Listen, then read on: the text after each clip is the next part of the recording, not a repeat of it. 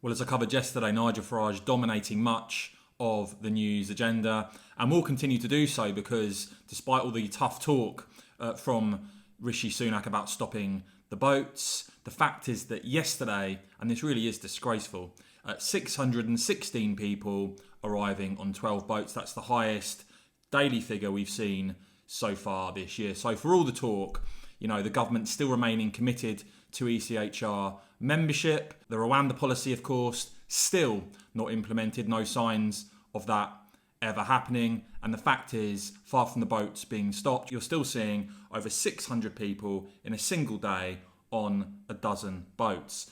Now, of course, we saw Nigel Farage talk about the possibility of perhaps 10, perhaps more than 10 Conservative MPs defecting, perhaps joining Reform. And there certainly seems to be increased speculation about what Boris Johnson's next move could be. There's this report in the Eye, for instance, that as many as 6 pro-Boris Johnson MPs could quit the party. Of course, we've already seen Nadine Dorries and Nigel Adams resign as MPs. You've got 3 by-elections in total.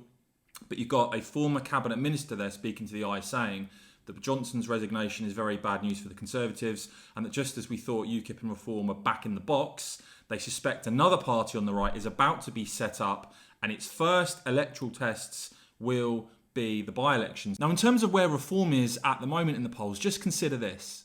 The latest YouGov poll at the moment has Reform on 8%.